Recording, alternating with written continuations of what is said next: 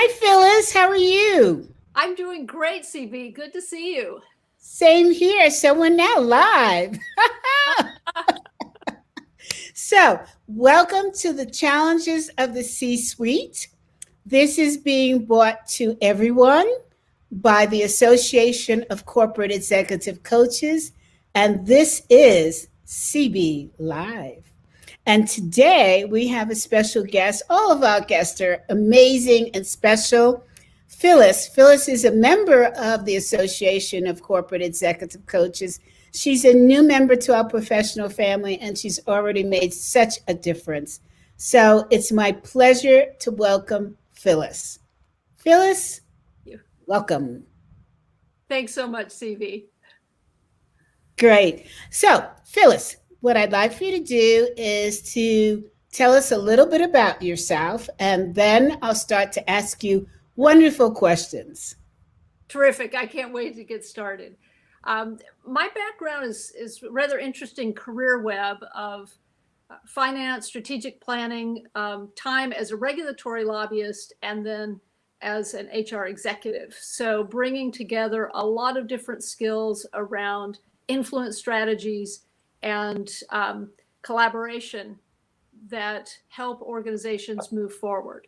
And I currently have my own firm, the Sarkaria Group, that after I left corporate America, decided to launch out on my own as a management consultant and coach, and have been working with startups and companies in the growth stage of companies. So bringing the expertise that I developed in the corporate world with rapidly growing organizations to the clients that I serve. So you're a perfect person for this forum because you've had experience with C-level people in big organizations, as well as those young upstarts, we like to say, who are changing the world that we live in. Absolutely. Yeah. So tell me a little bit about one of the things that I know that you focus on. First, I want to tell you that that background of yours is amazing. Is it real? It is real. This is the library in our home. When we moved in 4 years ago, the movers kept bringing in boxes of books. And finally, one of the movers turned to me and he said, Phyllis, you could put all these books on an iPad. But I find so much joy. Fortunately, my husband also is a reader, and we find so much joy in holding a book in our hands and turning the pages. So, this is the result of a lifetime of collecting and reading books. So do you each have a special time that you read during the day? Because I'm finding with the internet, reading every little thing that I click on, which then leads me to the next thing and the next thing, and I'm down a hole, and there's no time to read a real book. I'm glad I'm not the only one who has that challenge, because there's so much interesting stuff to find, to explore, and I'm a lifelong learner. But I do tend to carve aside time every day to read, usually in the evening. But I will also admit that there is a stack, maybe more than one stack, in my closet of books that are to be read. And I every time I think I'm making progress there, I turn around and it's gotten a little higher. So, well, I have been put on book lockdown. I am told by my husband, don't you order one more book until you've read all of these books. And then, of course, at the end of the day, I'm so exhausted that I end up doing video games instead of reading. And so the stack is getting higher and higher. So listen, Phyllis, tell us about your focus area. First of all, I want to say to you, the fact that you've been in energy, government, medical diagnostic, and finance, that's quite a combination of industry knowledge. It has been really interesting. And sometimes people will say, well, can you not hold a job? But I like to see how the skills have actually built on each other, and they are very complementary. And this comes through in the work that I do with my clients, because a lot of the clients that I tend to gravitate toward, or maybe who gravitate toward me, are around transition acceleration. And so this is kind of going beyond the 30, 60, 90-day plan, because that's process and strategy. And certainly I can help people with that. But it's really getting to behaviorally what is going to help you elevate, quickly get up the learning curve and be productive more rapidly, in a new environment. Because we can't always assume the things that have worked in the past are going to work in a new environment or a higher level role. And also I've been working a bit with teams around communication and leadership of teams to get better and more productive results. And so both of those things, actually, you can see pull a lot from communication, collaboration, developing self-awareness, those types of things that become so important to being able to accelerate and be productive quickly. There's two great books on this subject.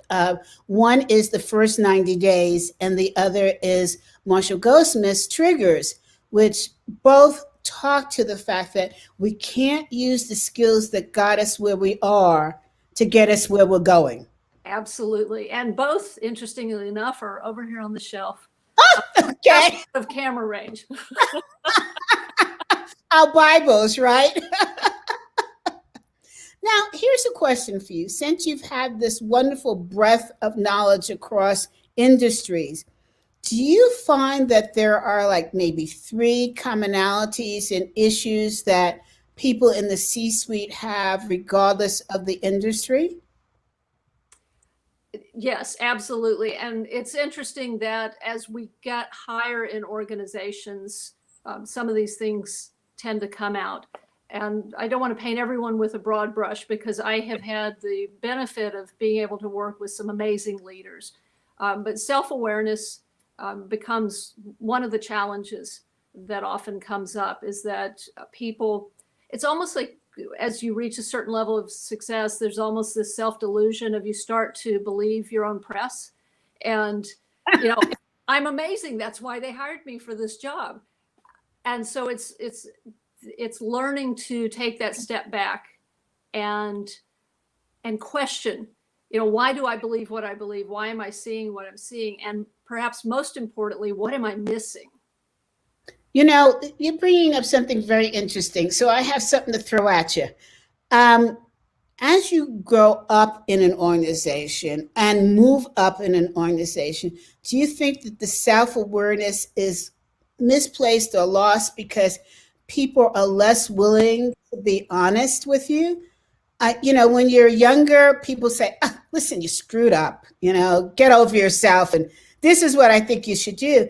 But as you reaching the higher levels, the higher echelon in an organization, people are going to say, yeah, what you did is okay, fine. We could fix it. Or, yeah, that was a brilliant idea. It just needs a few tweaks. Or, I love it. So no feedback. Absolutely. That's one of the elements. But another is that as leaders, we get into that rhythm of, I have to have the answers. I'm here to help. I'm putting on my hero cape and flying in and saving the day. And we don't realize what we're missing or what more we might learn.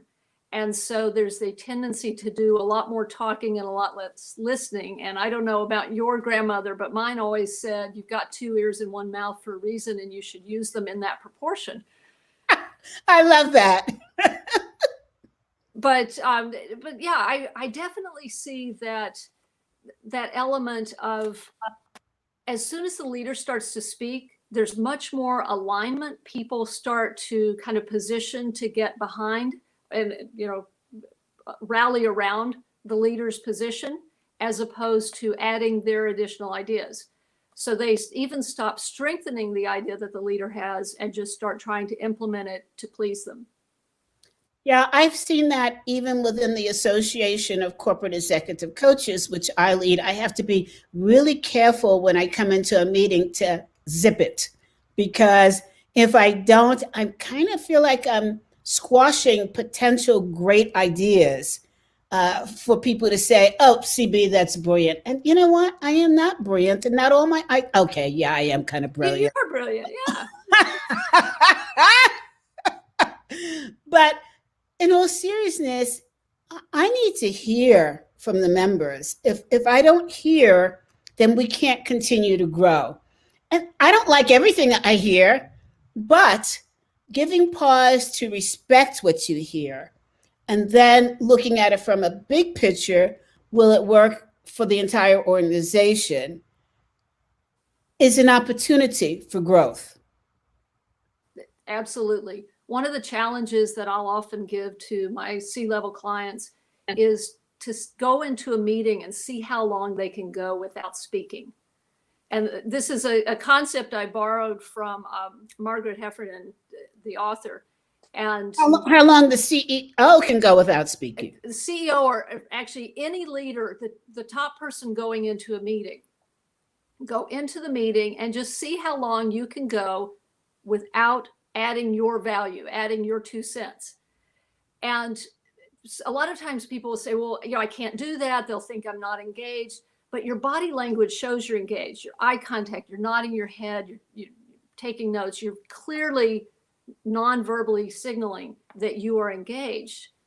And yet, if you listen, it's amazing what you can hear. And I remember one client telling me, he was like, it was so hard. He said the first couple of meetings, couldn't do it. But he said by the third meeting, I actually made it through an entire meeting without saying a word until the very end.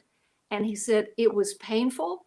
The team, they came up with solutions that I would not have chosen, but in the end, it was a better solution.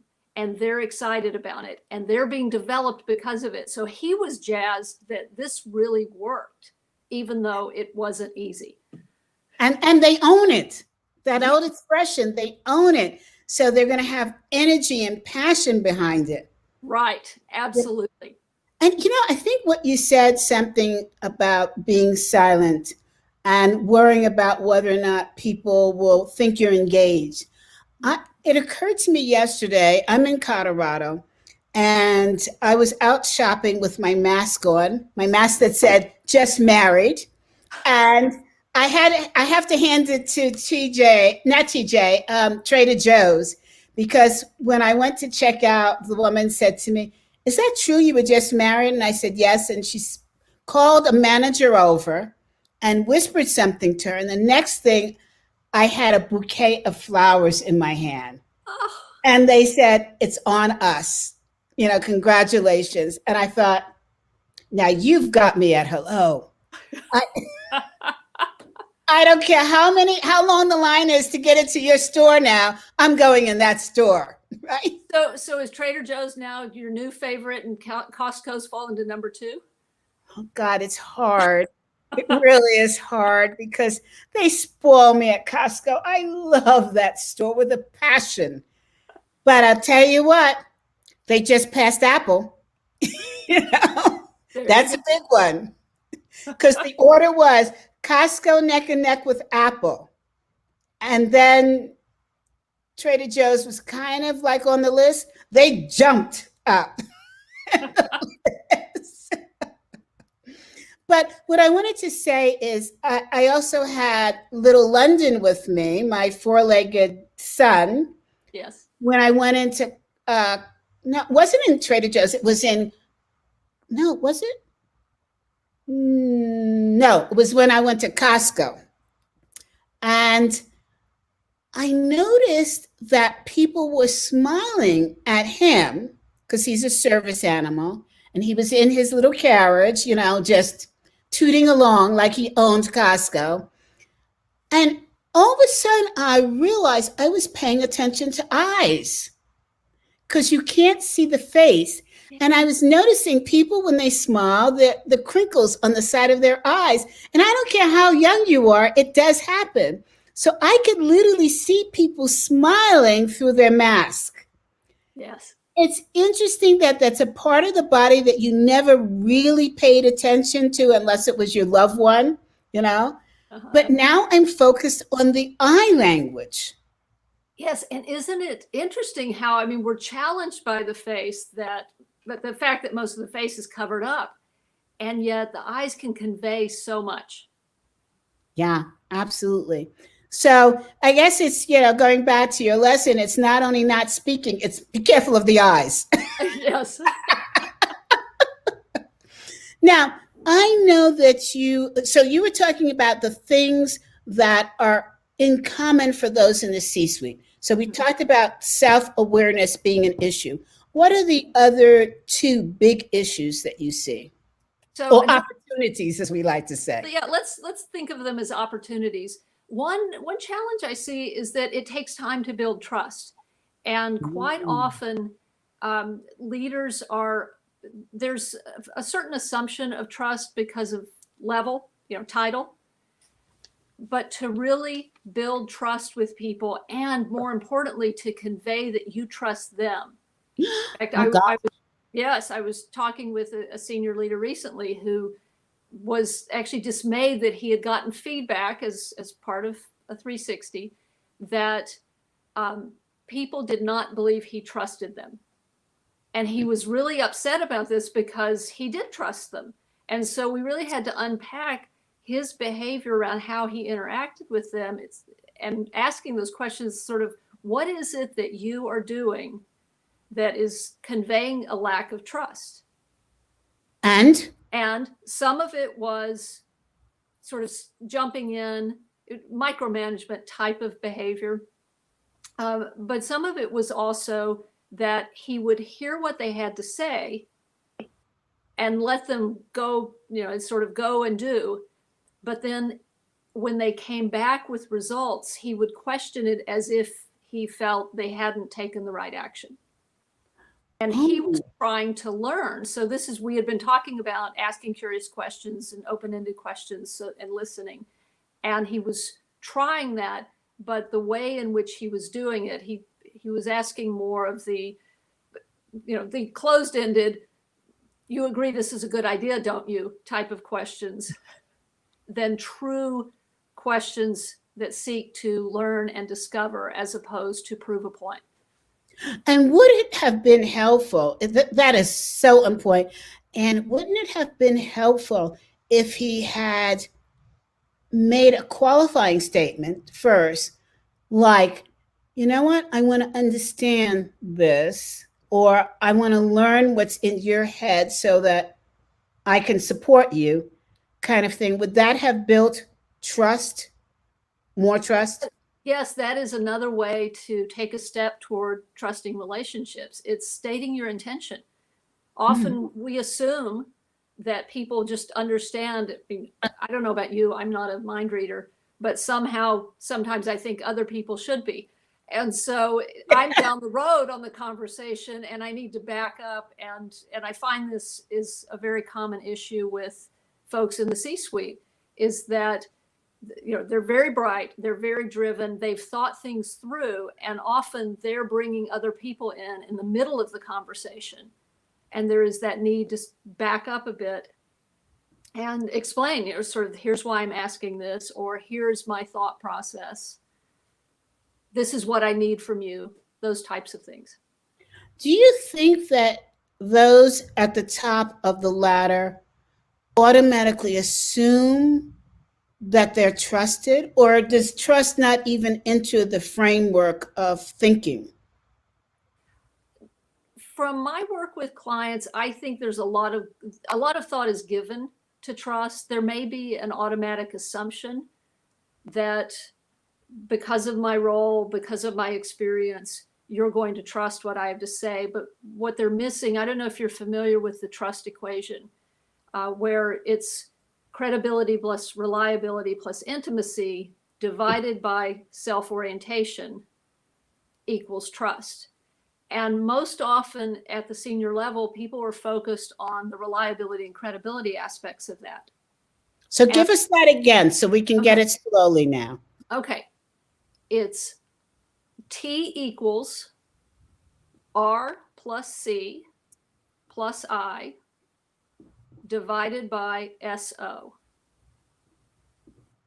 The R being reliability. You basically do what you say you're going to do. And that comes down to, that's attention to little details. If I tell you I will send you something before the end of the day and it slips my mind, I may not think it's important, but that impacts the reliability factor. Credibility is you know what you're talking about. With most executives, that's understood. The I piece is very interesting to me, and I'll often, especially coming from a human resources background and part of my career, people say, well, intimacy in the workplace, I don't know, too much information. But the I piece is really, it's what are you doing that manifests respect and care for others? And so the opposite, often it's easier to understand something when you think about what demonstrates the lack of it. And the opposite of being respectful and caring is being all business. So that there isn't that sense of connection with people. And one positive thing about the experience we're going through right now with the pandemic is I find a lot of leaders are, whether they're going kicking and screaming or not, but they are responding relatively well to this idea of, I do need to check in with my people and see how they're doing. And I can see that the kids are running around in the background. And so now our employees are becoming more people to us than just work product. Mm-hmm. And the SO? And then the SO, the denominator, is self-orientation. The more something is about you, so that gets to motive. The more it's about you, the lower the trust level. And that is one that's very important, that when we don't explain our motives, where we're coming from, and people don't know us well. So this is really important, especially with people new to a leadership role, coming in as a new CEO, COO, someone who's been promoted, whatever it is. When you're in the process of building relationships and getting to know people, if they don't understand your motives, they will fill in the blanks, because it's human nature to do that. If we haven't clearly communicated, if people don't have the information they need, nature abhors a vacuum, and they will come up with stories to fill in those gaps. And the stories aren't necessarily the ones you want them to be telling. And so that's where transparency of communication, and I tend to over communicate, but I think it's very important to explain, as you were saying, I'm asking these questions because I'm curious about this for the following reasons, so that people can see why you're asking questions or why you're doing the types of things you're doing. So let's talk about this part, intimacy. Mm-hmm. In Myers-Briggs, in the research that has been done, it's said, which is a personality type of test, the research tells us that the most CEOs in the United States are introverts. Introverts don't do intimacy well. Speaking as an introvert, as a high introvert, what can we do? Because it's not that we don't care, it's just that it's not at the top of our mind. Right. And I also am an introvert. I'm a gregarious introvert, but I'm an ISTJ. Boy, if that doesn't scare you right there. What I have found is that when we talk about intimacy, it's a little bit different idea. So it's not the huggy, warm, fuzzy type of intimacy that you get often automatically from an extrovert. It's more, but our dialogue is not intimate. That's where I'm going. Yes, but it can be respectful. Okay.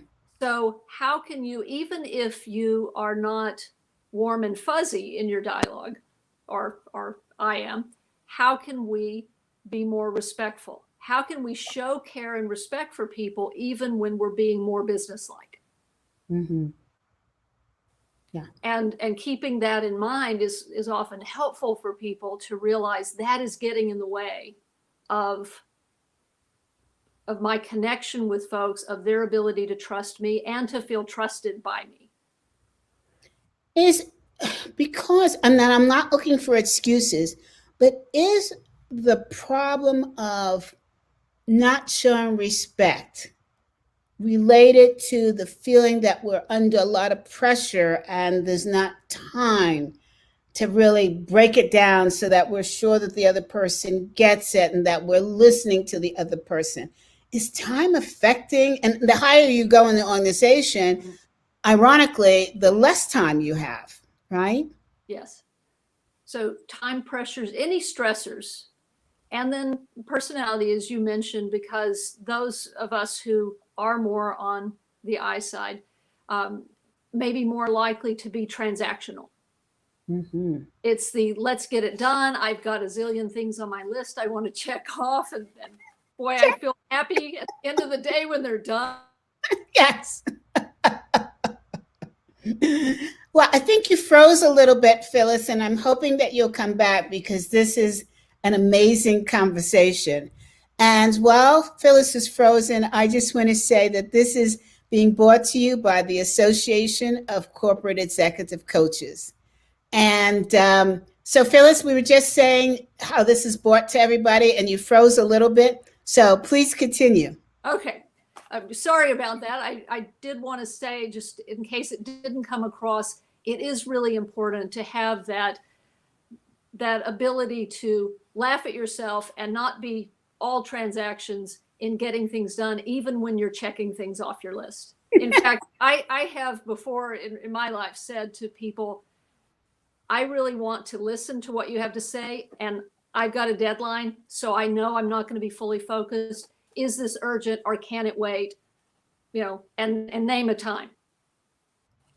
And that is an introverted response. Absolutely. But it shows respect for the person's time and demonstrates care that you do want to hear what they have to say. Yeah, to us introverts. Yes.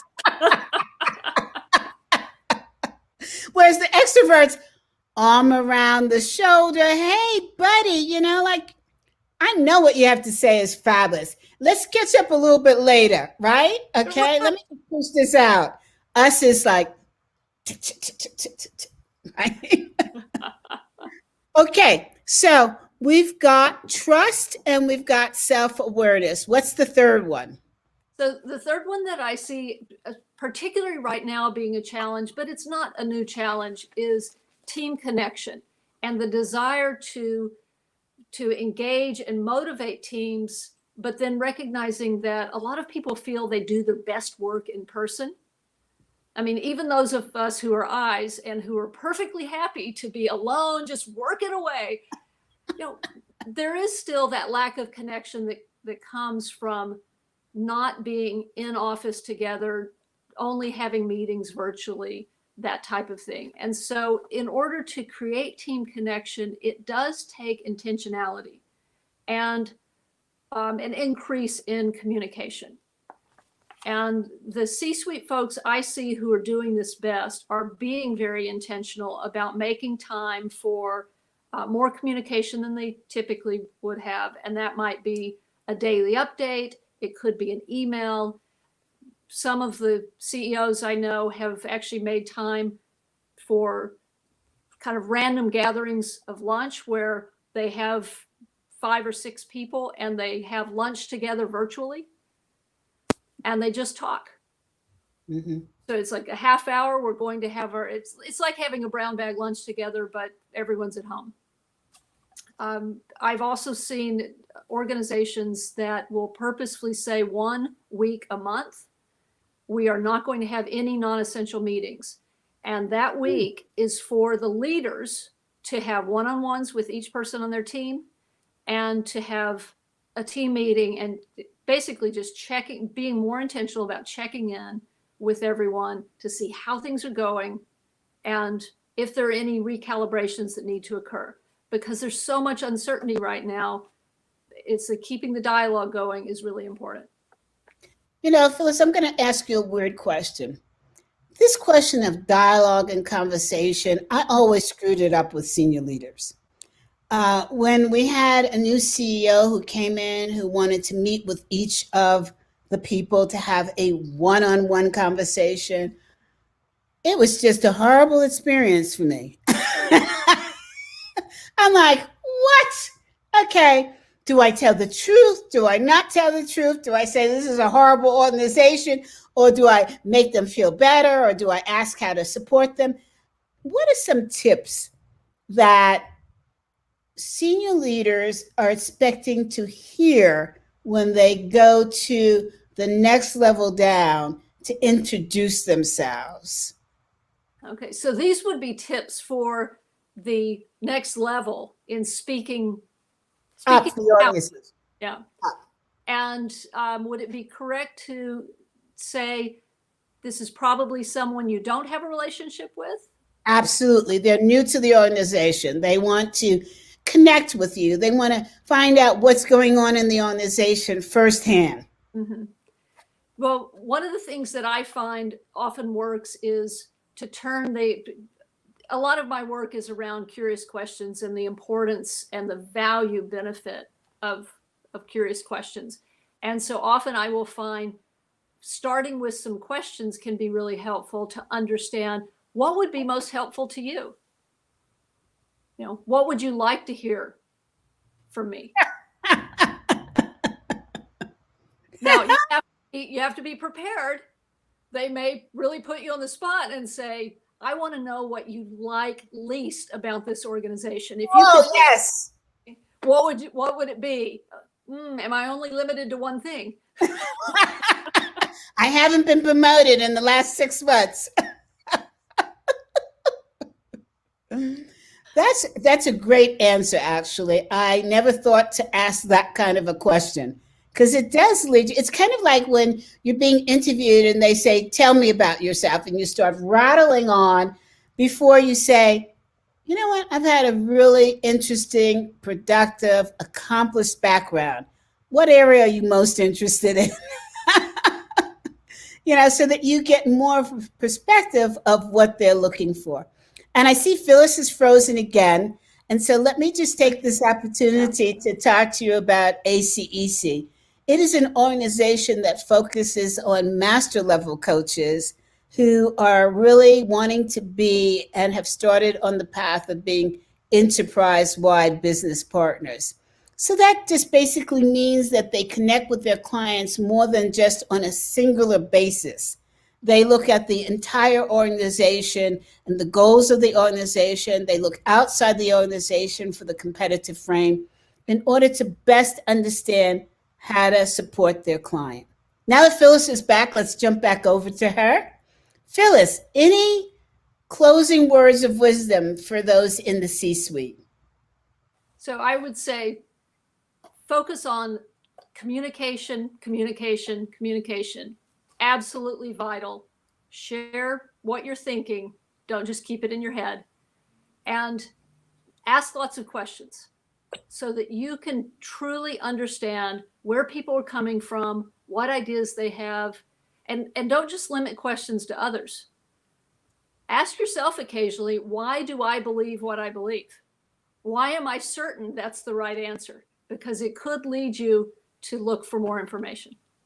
I love that. Ask yourself why you're certain it's the right answer. And the answer that comes back may surprise you. Absolutely. Like, this may not be the right answer. Phyllis, thank you so much. Are you on LinkedIn for people to reach out to you? I absolutely am. Very active on LinkedIn. Great, great. So everybody, don't all jump at Phyllis's LinkedIn profile. Are you also on Facebook and Twitter? I'm on Twitter, not as active, and I still refuse to be on Facebook, but maybe someday that will change. At one time, my dog had a Facebook account, but no more. My dog does too, but it hasn't been active. Because I got jealous. He got more tags and followers than I did.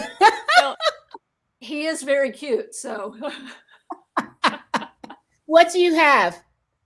I have 2 Airedale Terriers. I have one that is 11 and a half, our grand lady of the house, and then I have a 5-month-old puppy. Oh, I'm so jealous. Those are big guys, though. They are. They're big, but they are a lot of fun. And they are cousins to mine. I have a Kieran Terrier. Okay. Yeah. So we know about the personality of the terrier. Oh Oh, my gosh, it's big. yes, and high energy. Yeah, and very protective and very sensitive. Yeah, Yes. yeah. Phyllis, it's been such a pleasure. I hope that you'll come back and join us again to give us some more insights Well, in thank you. terms of it. You know, I want to find out more about your authentic leadership. So let's plan for you to come back and talk about that. I would love to do that, CB. This has been a pleasure. Thanks for having me. My pleasure. So, everyone, thank you for tuning in to the challenges of the C suite. And this is CB Bowman live. Good luck to you. Bye now.